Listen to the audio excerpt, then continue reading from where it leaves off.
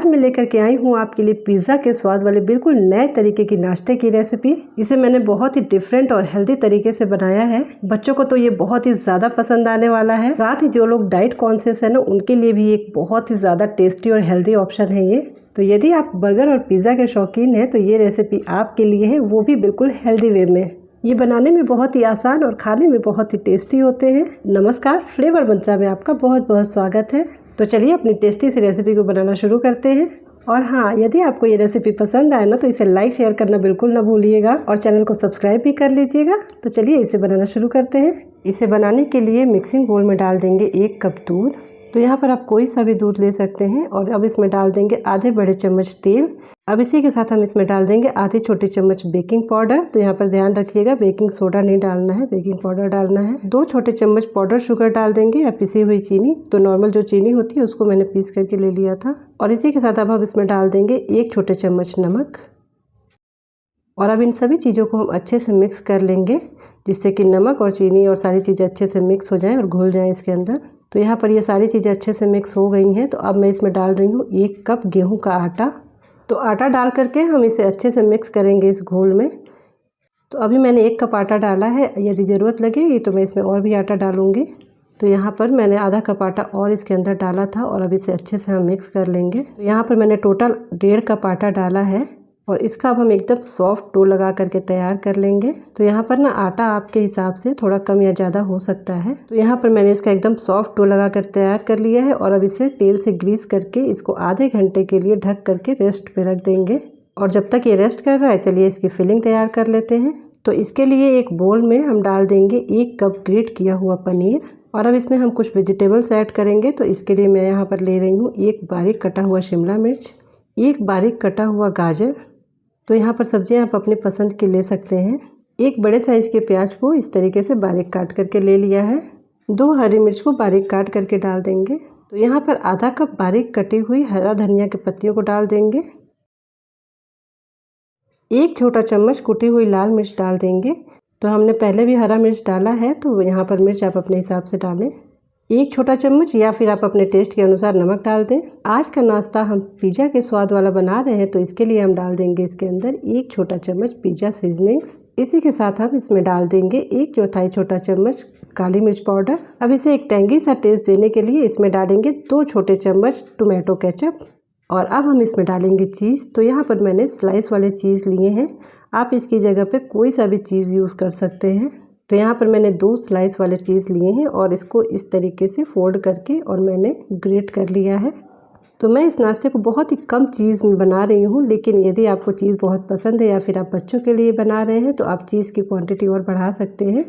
और आप यहाँ पर प्रोसेस चीज़ या फिर मोज़रेला चीज़ कोई भी चीज़ और ऐड कर सकते हैं। और या फिर आप डाइट कॉन्शियस हैं और आप चीज़ खाना पसंद नहीं करते हैं तो आप इसे बिना चीज़ के भी बना सकते हैं। तो यहाँ पर मैंने इसमें चीज़ डाल दिया है और अब इस सभी चीज़ों को हम अच्छे से इसमें मिक्स कर लेंगे। आप इसमें स्वीट कॉर्न या फिर अपने पसंद की कोई भी सब्जी ऐड कर सकते हैं। तो यहाँ पर मैंने इसे अच्छे से मिक्स कर लिया है और आप देख सकते हैं कि हमारा बहुत ही चीज़ी और बहुत ही टेस्टी सा फिलिंग बन करके तैयार है। तो यहाँ पर आटा भी अच्छे से रेस्ट कर चुका है। तो चलिए अपना नाश्ता बना लेते हैं।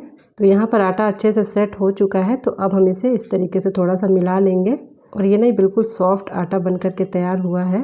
तो अब हम इसके छोटे छोटे से बॉल्स कट कर लेंगे और जैसे हम लोई बनाते हैं वैसे बना लेंगे और इसको हम पूरी के आकार का बेल लेंगे। तो आटा हमने सॉफ्ट लगाया है, तो इसके लिए हम इसे सूखे आटे से डस्ट कर करके बेलेंगे। तो यहाँ पर इसे पूरी के आकार का और पूरी के ही जितना हमें पतला बेलना है, इसे बहुत ज़्यादा मोटा नहीं बनाएंगे। और अब जो हमने फिलिंग तैयार किया है उसको हम लगभग 2 छोटे चम्मच लेकर के और इसके सेंटर में रखेंगे। और अब इस पूरी को चारों तरफ से उठाते हुए हम इस तरीके से इसे सील कर लेंगे। और अब इसे उंगलियों से हल्का सा दबा करके हम इसे थोड़ा सा फैला लेंगे। तो इसे बस इसी तरीके से हमें बनाना है। और अब इसी तरीके से हम सारे बॉल्स को हम भर करके इस तरीके से रेडी कर लेंगे। तो यहाँ पर मैंने इन्हें भर करके रेडी कर लिया है और आप देख सकते हैं कि पीछे के साइड से जिधर से हमने सील किया था उसको हम ऊपर करके रखेंगे और उंगलियों में हल्का सा पानी लगा करके और इसके ऊपर हम लगा देंगे। तो बहुत ज़्यादा पानी नहीं लगाना है, बस हमें थोड़ा थोड़ा सा पानी लगा करके और इसके ऊपर लगा देना है। तो अब हम एक लोहे का तवा लेंगे और इसे गर्म कर लेंगे। तो जब ये अच्छी तरीके से गर्म हो जाएगा तो नाश्ते में जिस तरफ से हमने पानी लगाया था उसको नीचे करके हम तवे पर इस तरीके से सेट कर देंगे। अब जितने बॉल्स तवा पे सेट हो पाए उतने हम इस पे सेट कर देंगे। तो यहाँ पर देखिए मैंने इसे इस तरीके से सेट कर लिया है और अब इसे लो फ्लेम पर हम 1 मिनट के लिए सीखने देंगे। तो यहाँ पर आप देख सकते हैं कि ये फूलने लगे हैं। तो जैसे ही ये फूलना शुरू करेंगे तो हम तवे को उठा करके और डायरेक्ट हम इस तरीके से उलट के और इसको हम गैस के फ्लेम पर डायरेक्ट हम इसे सेकना शुरू कर देंगे। तो तवे को हम फ्लेम पर थोड़ा सा इस तरीके से टेढ़ा करके और चारों तरफ से घुमाते हुए हम सेकेंगे। और जैसे ही आप इन्हें सेकना स्टार्ट करेंगे ना, ये बहुत ही अच्छे से फूलने लगेंगे। तो यहाँ पे आप देख सकते हैं। तो तवे को इस तरीके से चारों तरफ घुमाते हुए हम इसे सेक लेंगे। तो जिस तरीके से आप तंदूरी रोटी या फिर नान सेकते हैं ना, बस उसी तरीके से हमें इसे सेकना है। तो ये बहुत ही आसानी से सिक जाते हैं और ये बिल्कुल भी गिरेंगे नहीं। तो इसे आप चारों तरफ से घुमाते हुए बिल्कुल आराम से इसे सेक लें। और यहाँ पर आप देख सकते हैं कि ये कितने अच्छे तरीके से फूल गए हैं। और इसे बनाते समय हमने पूरियों को बिल्कुल पतला बेला था, तो इसके लिए ये कच्चे भी नहीं रहेंगे, बिल्कुल बढ़िया से सिक करके तैयार हो जाएंगे। तो यहाँ पर आप देख सकते हैं कि ये बिल्कुल बढ़िया तरीके से पक गए हैं और ये बहुत ज़्यादा फूले फूले बने हैं।